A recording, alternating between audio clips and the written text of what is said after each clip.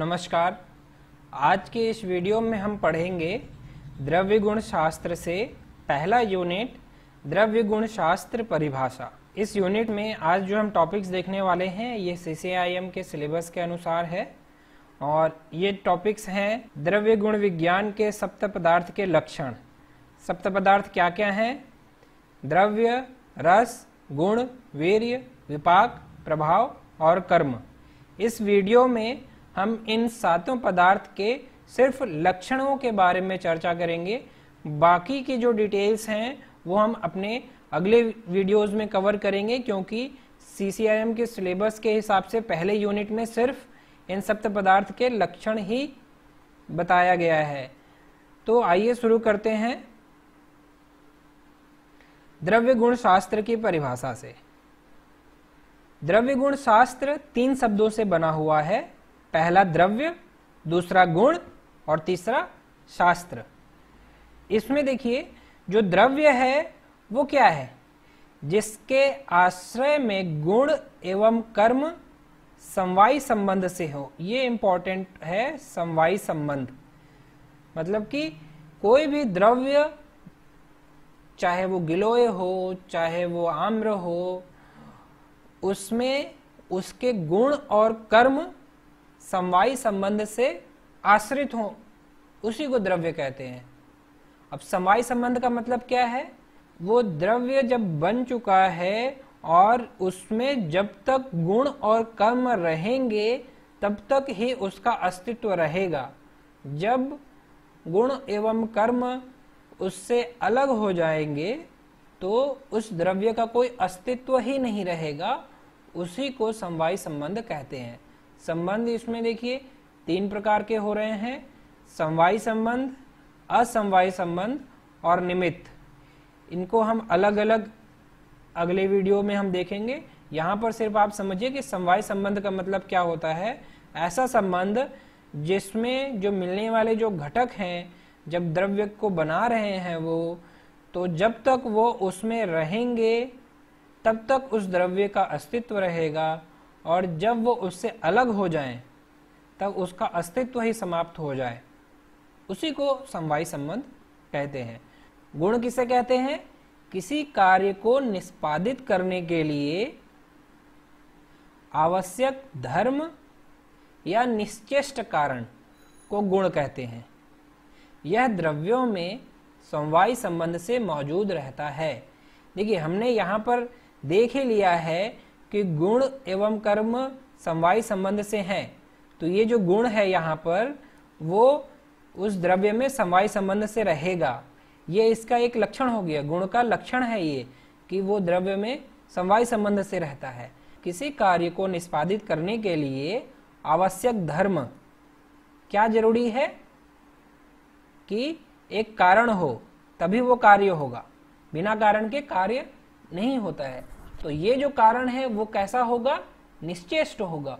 गुण जो है वो निश्चेष्ट होता है, मतलब खुद की उसकी चेष्टा नहीं होती है, वो खुद से वो मोटिवेट नहीं होता है कोई भी काम करने के लिए। यहाँ गुण शब्द से गुण, कर्म एवं प्रयोग, ये तीनों का बोध हो रहा है। जब हम द्रव्य गुण शास्त्र की बात कर रहे हैं, द्रव्य गुण शास्त्र की जब भी हम बात करेंगे तो इसमें ये जो गुण है उस गुण का मतलब है गुण, कर्म एवं प्रयोग। मतलब कि द्रव्य गुण शास्त्र क्या हुआ? कोई भी औषध या आहार, ये हो गया द्रव्य के रूप में प्रयुक्त होने वाले द्रव्यों के गुण, कर्म एवं प्रयोग के बारे में जिस शास्त्र में वर्णन हो उसे द्रव्य गुण शास्त्र कहते हैं। तो यहाँ पर जो गुण है ये क्या हुआ? ये गुण भी होगा, कर्म भी होगा और प्रयोग भी होगा।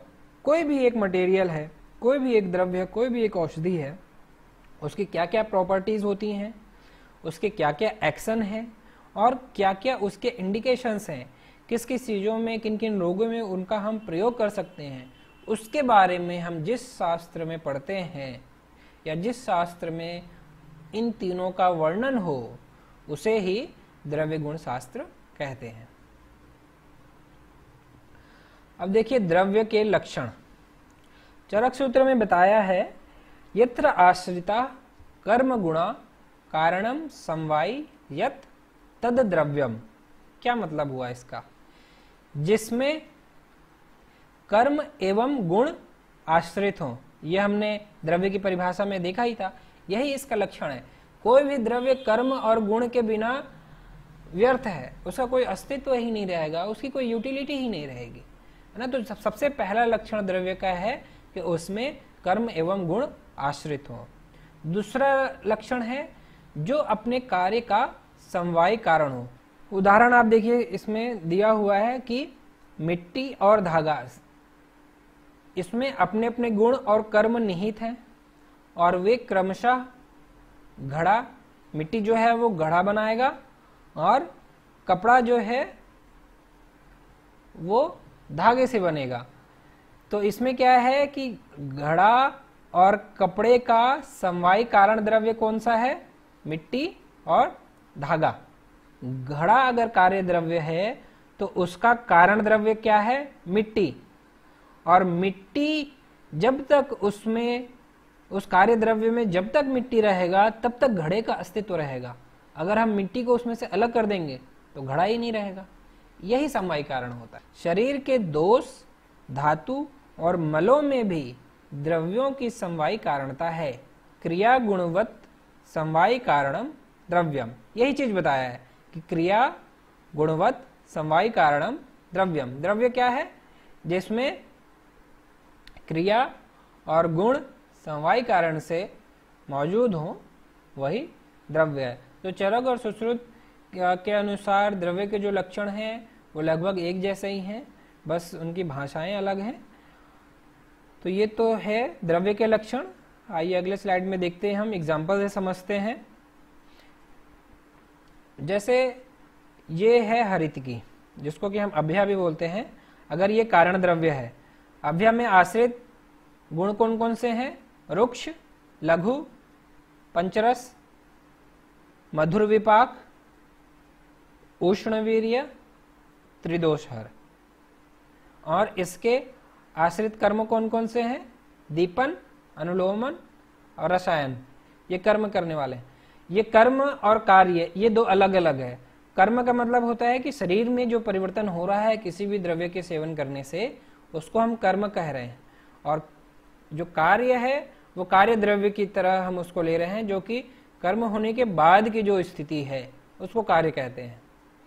ये जो कारण द्रव्य है, इसका कार्य द्रव्य है अभ्यादि मोदक और अभ्यारिष्ट। तो कार्य द्रव्य का समवायी कारण क्या होता है? ये द्रव्य होता है। मतलब कि जब तक अभ्यादि मोदक में अभ्या रहेगा तब तक तो उसका अस्तित्व है, मतलब कि वो समवायी कारण हुआ। कारण के तीन प्रकार, जैसे समवायी कारण, असमवायी कारण और निमित्त कारण। ये हम आगे के वीडियोस में इसको हम विस्तार से समझेंगे। आगे देखिए, जो हमने घट और पट मतलब कि मिट्टी और धागे से घड़ा और कपड़े का जो एग्जाम्पल लिया था वो आप इससे समझ लेंगे, अगर आपको समझ में ना आया होगा तो। अगर जैसे मिट्टी और ये धागा अगर कारण द्रव्य है और इनके जो आश्रित गुण हैं, द्रव्य के प्रमुख लक्षण है कि इसमें गुण और कर्म आश्रित होंगे। तो इस मिट्टी में गुण और कर्म जो हैं वो ये हैं: लघु स्निग्ध शीत, श्लक्ष्ण मंद विशद मृदु। आश्रित कर्म शीतलता, तृष्णा निग्रहण और तृप्ति। उसी प्रकार ये जो आश्रित गुण और कर्म हैं ये हैं इस धागे के। अब इसके कार्य द्रव्य हैं घड़ा और कपड़ा। अब इसमें समवायी कारण आप समझिए। ये जो घड़ा है ये कार्य द्रव्य है, मतलब कि कारण से जब वो कार्य में कन्वर्ट हो गया इनकी वजह से, गुण और कर्म की वजह से, तो जब तक इसमें मिट्टी रहेगा तब तक तो ये घड़े का अस्तित्व है। और अगर हम इसमें से मिट्टी हटा देते हैं तो घड़े का अस्तित्व खत्म हो जाएगा। उसी प्रकार से कपड़े में से अगर हम धागा हटा देते हैं तो कपड़े का भी अस्तित्व खत्म हो जाएगा। तो इसी को हम समवायी कारण कहते हैं।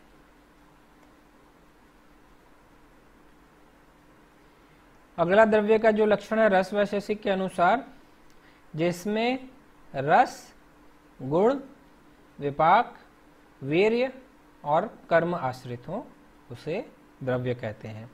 चरक और सुश्रुत ने बताया था कि जिसमें गुण और कर्म आश्रित हो उसे द्रव्य कहते हैं, लेकिन रस वैशेषिककार नागार्जुन ने इसको और डिटेल में समझा है, जिसमें रस, गुण, विपाक, वीर्य और कर्म आश्रित हो उसे द्रव्य कहते हैं। अब आप एग्जाम्पल से देखिए, समझिए कि अगर जैसे ये आम है, पका हुआ आम, और इसी आम में ये पांचों चीजें आश्रित रहेंगी, क्योंकि ये द्रव्य में ही तो आश्रित रहेगा, नहीं तो जो रस है, मधुर रस, वो अलग से तो कहीं हवा में रहेगा नहीं ना, किसी न किसी द्रव्य में तो स्थित होगा। वैसे जो उसके गुण है, गुरु और स्निग्ध, वो भी द्रव्य में ही आश्रित होंगे। और जो उसका विपाक है, पचने के बाद जो उसका सारा रस बनता है, वो भी तो उसी द्रव्य में ही तो है, उसी का ही तो पाचन हो रहा है, तब वो बन रहा है। उसी तरीके से जो वीर्य है, उसकी शीत वीर्य, और फिर उसका जो कर्म है, वात पित्त शामक, ये पके हुए आम का है। कच्चे आम का जो है वो रस, गुण, वीर्य, विपाक वो अलग हो जाता है। अभी हम पके आम का यहाँ पर समझ रहे हैं। तो रस वैशेषिककार ने ये कहा है कि जिसमें रस, गुण, विपाक, वीर्य और कर्म आश्रित हो उसे द्रव्य कहते हैं। ये तो हो गए द्रव्य के लक्षण। अगला टॉपिक है रस के लक्षण। रसनार्थो रसः, ये चरक सूत्र में बताया है कि रसन इंद्रिय मतलब जिह्वा के द्वारा जिस गुण का ग्रहण होता है उसे रस कहते हैं। अब आप देखिए कि जिह्वा में अलग अलग टेस्ट बर्ड्स जो होते हैं, उसमें अलग अलग हिस्सों में अलग अलग रस का ज्ञान होता है। आप इस फोटो से समझ सकते हैं। फोटो इसलिए इसमें मैं ज़्यादा से ज़्यादा डालने की कोशिश कर रहा हूँ क्योंकि वो याद रह जाते हैं।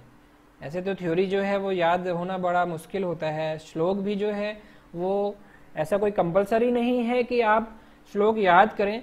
यहाँ पर मैंने सिर्फ जो छोटे छोटे सूत्र हैं वही मेंशन किए हैं। मैंने सिर्फ उसके ट्रांसलेशन जो है हिंदी में वो यहाँ पर समझाने की कोशिश कर रहा हूँ, क्योंकि सूत्र या श्लोक जो है वो कई लोगों की समस्या होती है कि वो याद नहीं होता है, इसलिए मैं उसको ज़्यादा यहाँ पर इम्पोर्टेंस नहीं दे रहा हूँ।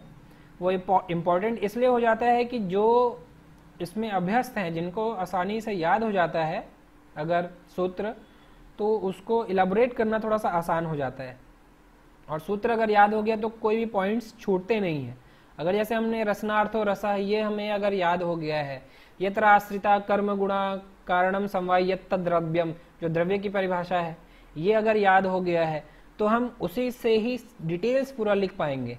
इसलिए सूत्र को हम याद करवाने के लिए कहते हैं कि याद आप कीजिए, लेकिन ऐसा कोई जरूरी नहीं है कि आप सूत्र याद कर लेंगे तभी आप उस चीज को समझ पाएंगे या तभी आप बहुत अच्छे आयुर्वेदज्ञ होंगे। ऐसा कुछ नहीं है। आपको बस अर्थ पता होना चाहिए, आपको उस चीज का ज्ञान होना चाहिए। चाहे आप संस्कृत के सूत्र के रूप में आप याद रखें, चाहे आप हिंदी में, चाहे किसी भी भाषा में आप याद रखें, बस आपको उसका एप्लीकेशन पता होना चाहिए। तो यहाँ पर मैंने इसलिए जो सूत्र हैं, जो श्लोक हैं, जो छोटे हैं, बस खाली वही लिखे हैं। और रेफरेंस भी मैंने हर इलाबोरेट जो भी मैंने किया हुआ है उसके रेफरेंस भी हर जगह मेंशन नहीं किए हैं, क्योंकि उसमें अनावश्यक ही टाइम भी ज़्यादा जाएगा और फिर स्पेस की भी यहाँ पर कमी होती है। तो मैं सिर्फ जो पॉइंट्स हैं मेन जो हमें याद रखना है वही आपको बता रहा हूँ। और आप यहाँ पर अगर अच्छे से ये सारे टॉपिक्स अगर समझते जाते हैं तो ये फिर आपके पीजी प्रिपरेशन के लिए भी काफ़ी मददगार होगी। और यही चीज़ आपके बाद में प्रैक्टिस में भी काम आएगी, क्योंकि यही बेसिक कॉन्सेप्ट्स जो होते हैं वो बीएमएस के टाइम पे ही क्लियर होते हैं। और अगर आप इस समय समझ लेंगे तो फिर जब आप प्रैक्टिस में आएंगे तब आपको सारी चीज़ें जो हैं वो आसानी से समझ में आते जाएंगी। और ये सारी चीज़ें इसलिए ज़रूरी हैं क्योंकि अगर आपको आयुर्वेदिक मेडिसिन यूज़ करना है तो आपको आयुर्वेदिक प्रिंसिपल पता होना चाहिए। मॉडर्न से डायग्नोसिस करेंगे और आयुर्वेदिक मेडिसिन देंगे तो आप कभी भी अच्छे आयुर्वेद चिकित्सक नहीं बन पाएंगे। आपको आयुर्वेद के अनुसार डायग्नोसिस करना पड़ेगा। आयुर्वेद के मूलभूत सिद्धांतों के बारे में आपको पता होना चाहिए।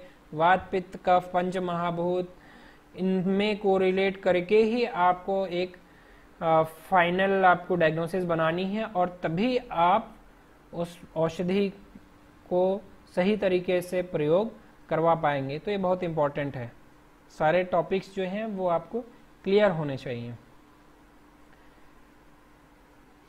अगला टॉपिक है गुण के लक्षण। समवाय तु निश्चेष्ट कारणम गुण, ये चरक सूत्र में बताया है। इसका अर्थ है जो समवाय संबंध से द्रव्य में आश्रित हो। वही बात जो हमने द्रव्य के लक्षण में देखा था कि गुण जो है वो उसमें आश्रित रहता है, और गुण के लक्षण में ये लिख सकते हैं कि गुण जो है वो द्रव्य में आश्रित होता है, और जो कर्म रहित हो, जो निश्चेष्ट हो, जो कि खुद से कोई नहीं प्रेरित हो, उसको गुण कहते हैं। और कार्य के प्रति असमवाय कारण हो। यहां पर देखिए असमवाय कारण आ गया। अब हमें असमवाय कारण समझना है। समवाय कारण हमने समझा था कि जो कि कार्य होने के बावजूद भी उस कार्य द्रव्य में रहे, अगर वहां से हटा दिया जाए तो वो कार्य द्रव्य ही समाप्त हो जाए, वो समवाय कारण है। और असमवाय कारण का मतलब होता है कि कार्य द्रव्य से अगर हम उसको हटा भी लेते हैं तब भी कार्य द्रव्य बना रहे। देखिए जो कारण होते हैं वो तीन हैं, समवाय कारण, असमवाय कारण और निमित्त कारण। उदाहरण से समझिए कि अगर जैसे कपड़ा है तो कपड़े में जो समवाय कारण है वो है तंतु मतलब धागा, और असमवाय कारण है तंतु संयोग मतलब वो जो धागा है वो आपस में मिलकर कपड़ा बना रहे हैं। तो जो मिलने की जो प्रक्रिया हो रही है वो है असमवाय कारण। और निमित्त कारण क्या है? जिसकी वजह से हम कपड़ा बुन रहे हैं धागे से, जैसे कुलाल हो गया, उसका दंड चक्र सूत्र, ये सारे जो हैं वो निमित्त कारण हैं। तो अगर हम असमवाय कारण को हटा देते हैं बाद में, तो भी जो हमारा कार्य द्रव्य है, जो कपड़ा है, उसका अस्तित्व रहेगा। जो संयोग की जो क्रिया है वो एक बार होने के बाद फिर बार बार तो हो नहीं रही है ना कपड़े बनने के बाद भी, तो बाद में फिर वो जो है वो संयोग की क्रिया अपने आप बंद हो जाती है। वो इसका मतलब वो असमवाय कारण हुआ। और जो निमित्त कारण है जो कि कपड़े में मौजूद नहीं है, जो कार्य द्रव्य है उसमें मौजूद नहीं है, जब हम उसको बना रहे थे, जब कार्य द्रव्य कारण द्रव्य से कार्य द्रव्य में जब परिणीत हो रहा था, जब बदल रहा था, उसमें परिवर्तित हो रहा था, उस समय हम जिन जिन कारणों की हमें आवश्यकता पड़ी उसे हम निमित्त कारण कहते हैं। जिसका कि संयोग और वियोग में मतलब कि कोई भी परिवर्तन जब हो रहा है उसमें सिर्फ निमित्त रूप में एक्सटर्नली ही बस जिसकी जरूरत पड़े उसे ही निमित्त कारण कहते हैं। रस वैशेषिक कारण ने बताया है जिन पदार्थों में अनेक विध लक्षण मिलते हो उन्हें गुण कहते हैं। अगला टॉपिक है वीर्य के लक्षण। येन कुर्वन्ति तद वीर्यम, महर्षि चरक और महर्षि सुश्रुत दोनों ने बताया है। इसका अर्थ है जिस शक्ति से द्रव्य अपने कर्मों को करता है उसे वीर्य कहते हैं। वीर्यम तु क्रियते येन या क्रिया, द्रव्य जिस शक्ति से जिससे वह कर्म सामर्थ्य होता है वही वीर्य है। उत्कृष्ट शक्ति संपन्न गुणों को वीर्य कहते हैं। ये महर्षि सुश्रुत और वाग्भट ने बताया है। देखिए इसमें क्या है कि रस और गुण, इनसे कोई भी द्रव्य जो है वो हमारे शरीर में कर्म करते हैं, उनके अनुसार ही जो लक्षण है हमारे शरीर में वो उत्पन्न करते हैं। लेकिन रस और गुण के अलावा भी अगर कोई अनएक्सपेक्टेड लक्षण उत्पन्न हो रहे हैं तो वो वीर्य की वजह से हो रहे हैं। विशेष शक्ति द्रव्य की रहती है जिससे कि वो अपने कर्मों को करता है, रस और विपाक के अलावा भी। हालांकि रस और विपाक के अनुसार, रस गुण और विपाक के अनुसार ही वीर्य बनता है, लेकिन कई बार क्या होता है कि कुछ अपवाद स्वरूप रस और विपाक के अनुसार जो वीर्य होना चाहिए वो वीर्य ना होकर के अलग होता है। क्या होता है कि रस अगर मधुर है तो विपाक मधुर बनेगा और उसका वीर्य जो है वो शीत होगा। रस अगर कटु है तो उसका विपाक कटु बनेगा और उसका जो वीर्य है वो उष्ण होगा। लेकिन कई बार मधुर रस और मधुर विपाक होने के बावजूद भी वीर्य जो है वो उष्ण होता है और फिर वो द्रव्य जो है उस वीर्य के अनुसार अपने कर्म करती हैं अपने हमारे शरीर में, तो उसके अनुसार ही फिर शरीर में जो है वो परिवर्तन होते हैं। तो इसी वजह से वीर्य की इम्पोर्टेंस जो है वो बढ़ जाती है, वो रस और विपाक के ऊपर बैठ जाती है, या आप ये कहें कि वो उससे भी प्रधान होती है, वो उससे भी इम्पोर्टेंट होती है और उसके अनुसार फिर जो द्रव्य है वो अपने कर्म करता है। अब यहाँ पर ये समझिए कि जैसे एग्जाम्पल में अगर हम पका आम ले रहे हैं तो वीर्य क्या क्या हो सकते हैं। अगर मधुर रस और मधुर विपाक है तो शीत वीर्य होगा, तो क्या इसे वीर्य कहते हैं? और किसी द्रव्य की जो एक्सपायरी डेट होती है, उसकी शेल्फ लाइफ होती है जो, क्या उसे वीर्य कहते हैं? या फिर जो उसका कर्म है, जैसे वात पित्त शामक जो बताया गया है, क्या हम उसे वीर्य कहें? या फिर क्या किसी द्रव्य की एक्टिव पोटेंसी जिसकी वजह से वो शरीर में अपने प्रभाव दिखा रहा है या अपने कर्म कर रहा है, उसको हम वीर्य कहें? या फिर जो भी उसमें केमिकल कंपोजिशन होते हैं, जैसे या पका हुआ आम में मैंगीफरीन होगा या उसमें जो भी फ्लेवोनाइड्स होंगे, तो क्या हम उसको वीर्य कहें?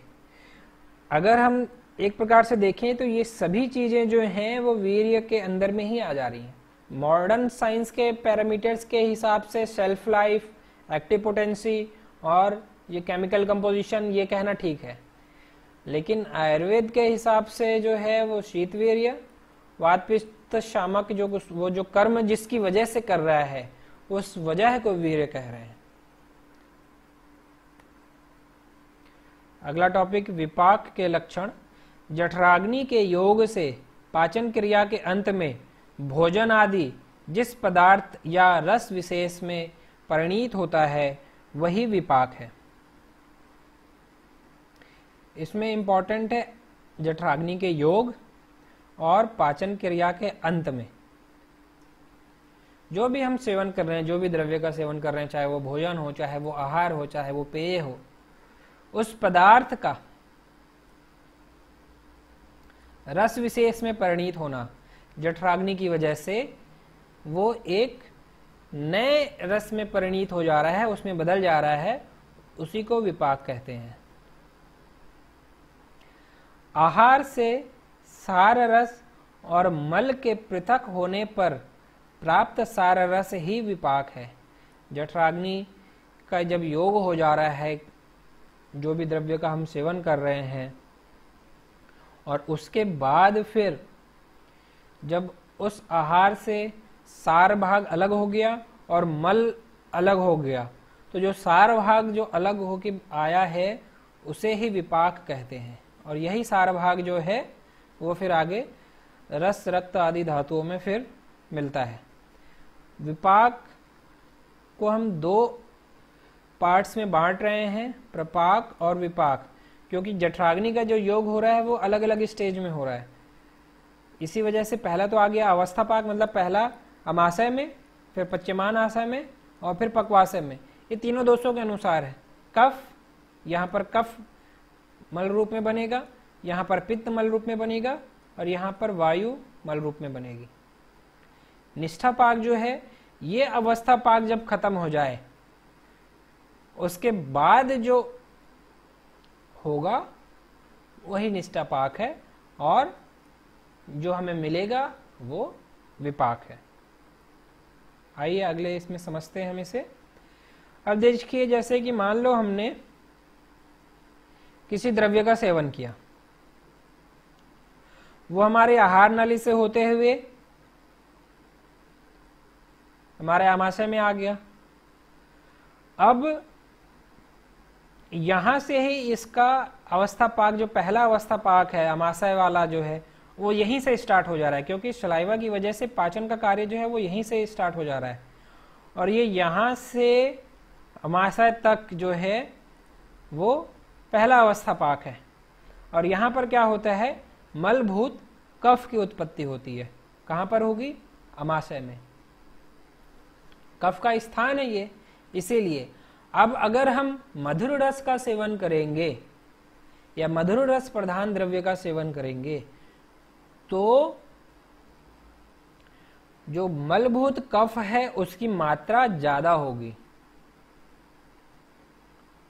और अगर हम कटु रस प्रधान द्रव्य का सेवन करेंगे तो मलभूत कफ की मात्रा कम होगी, लेकिन अमाशय में कफ ही उत्पन्न होगा मल रूप में।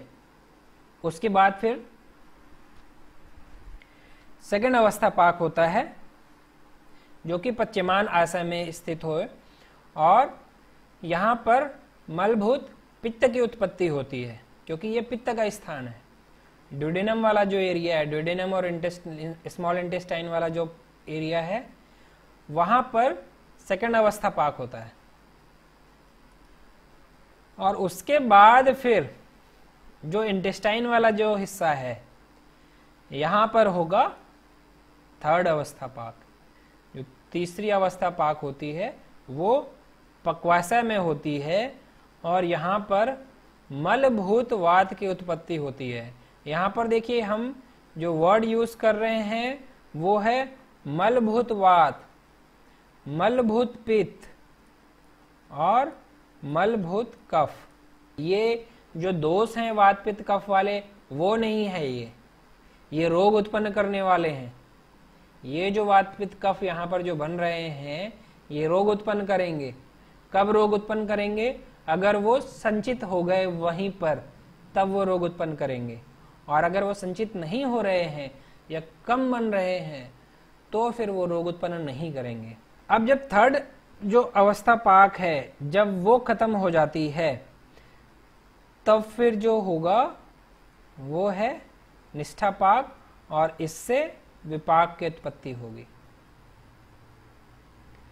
अब देखिए इसमें बहुत सारे पॉइंट्स हैं।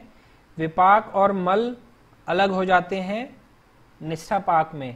थर्ड अवस्था पाक मलभूत वात की उत्पत्ति हो गई, उसके बाद फिर जो सार भाग है और जो मल भाग है वो अलग हो जाएगा। सार भाग जो है वो एब्जॉर्ब हो जाएगा, और ये जो विपाक यहाँ पर मिला है जो कि अवशोषित हो गया वो सबसे पहले रस धातु को पोषित करेगा, और यह रस संपूर्ण शरीर में भ्रमण करता है, और इस रस से संपूर्ण शरीर में धातु रूप दोषों की उत्पत्ति होती है। विपाक होने के बाद ही जो त्रिदोष या जो हम धातु रूप दोषों की बात करते हैं, वात दोष, पित्त दोष और कफ दोष, जो कि शरीर का धारण कर रहा है, उसकी उत्पत्ति हो रही है। विपाक बहुत इंपॉर्टेंट है, और ये सारे जो पॉइंट्स हैं ये विपाक के लक्षण में नहीं आते हैं, लेकिन क्योंकि हम यहाँ पर विपाक के लक्षण पढ़ रहे थे तो मैंने इसकी डिटेल्स यहाँ पर आपको बता दी है। यही चीज हम अगले वीडियो में भी फिर से समझेंगे। अब यहाँ पर जो धातु रूप दोषों की उत्पत्ति हुई है, अगर मधुर विपाक मतलब कि अगर हम मधुर रस प्रधान द्रव्य का सेवन कर रहे हैं तो धातु रूप कफ जो है वो ज्यादा बनेगा क्योंकि मधुर विपाक बन रहा है उससे, और अम्ल विपाक अगर है तो धातु रूप पित्त ज्यादा बनेगा, और अगर कटु विपाक हुआ तो धातु रूप वात ज्यादा बनेगा। प्रभाव के लक्षण। किसी द्रव्य में रस, विपाक और वीर्य के समान रहने पर भी यदि कर्म विशेष हो, यह इंपॉर्टेंट है, तो इसका कारण उस द्रव्य की विशिष्ट शक्ति होती है। मतलब कि रस, विपाक और वीर्य ये सामान्य रहे, मतलब कि इसके जैसे रस जो है उसी के अनुसार विपाक बना और उसी के अनुसार वीर्य बना। अगर जैसे मधुर रस है किसी द्रव्य का, उसके अनुसार मधुर विपाक बना, और उसी के अनुसार अगर शीत वीर्य हो रहा है तो उस द्रव्य का जो शरीर में काम है वो रस, विपाक और वीर्य के अनुसार होना चाहिए। लेकिन उस अनुसार ना हो करके अगर हमें कोई अलग ही कार्य दिखे, शरीर के अंदर कोई अलग ही कर्म दिखे, तो वो जिस शक्ति की वजह से हो रही है उसे ही हम प्रभाव कहते हैं। उदाहरण में आप समझिए कि जैसे तिल और मदन फल, ये दोनों में मधुर रस है, कषाय रस है और तिक्त रस है, स्निग्ध गुण है और पिच्छल गुण है। लेकिन मदन फल जो है वो वामक होता है और तिल जो है वो वामक नहीं होता है। दोनों में रस और गुण दोनों में एक समान है, लेकिन उसके बावजूद भी जो है दोनों के कर्म हमारे शरीर में अलग अलग है। तो ये रस विपाक और वीर्य के नियम को तोड़कर वो एक विशिष्ट शक्ति से हमारे शरीर में कर्म कर रहा है। उस विशिष्ट शक्ति को ही प्रभाव कहते हैं।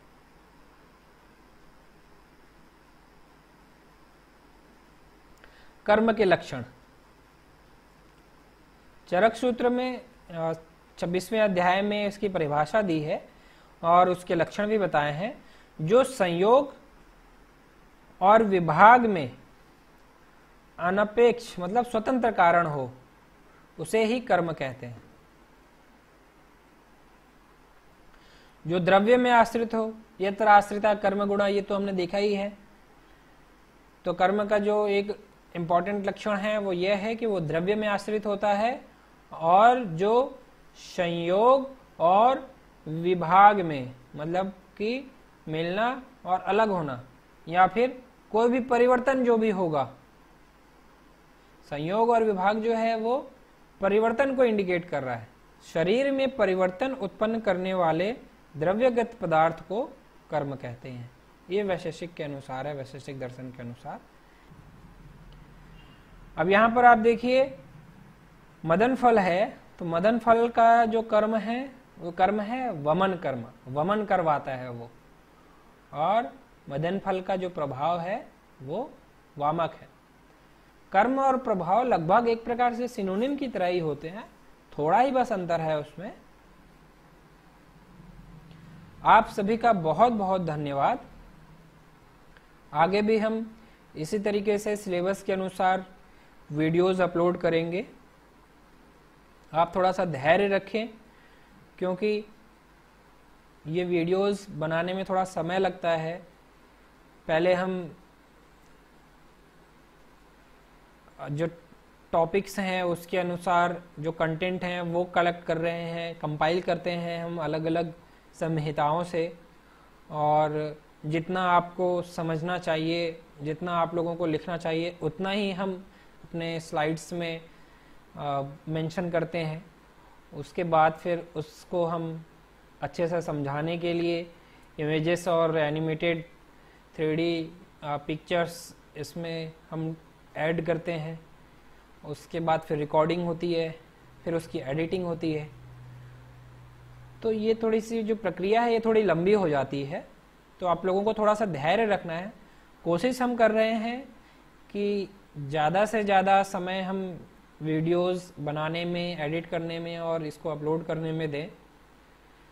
आगे भी हमारी कोशिश यही रहेगी कि हम अच्छे कंटेंट आपको दें। तो अगर आप हमें थोड़ा सा धैर्य रखकर समय देंगे तो हम आपको अच्छे कंटेंट उपलब्ध करवा पाएंगे, ताकि ये आपके आगे आपके ईयर वाइज जो एग्ज़ाम्स हैं उसमें काम आए, और उसके अलावा ये आपके कॉन्सेप्ट क्लियर करने में सबसे ज़्यादा अहम भूमिका निभाएंगे। जब आप इनको अच्छे से समझ पाएंगे तभी एक अच्छे चिकित्सक बन पाएंगे। अभी तो हमको लग रहा है कि बस जैसे तैसे हम इसको रट लें, पढ़ लें और एग्ज़ाम हमारे क्लियर हो जाए, BMS हो जाए, हम डॉक्टर बन जाएंगे। लेकिन जब आप अच्छे से इनको सारे कॉन्सेप्ट को समझेंगे नहीं तो सारा व्यर्थ होगा। आपको बाद में समझ में नहीं आएगा कि ये मेडिसिन ऐसे क्यों काम कर रही है।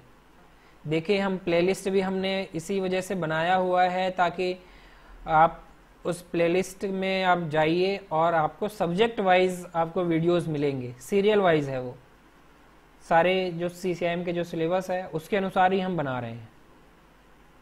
आप सभी का एक बार फिर से बहुत बहुत धन्यवाद। नमस्कार।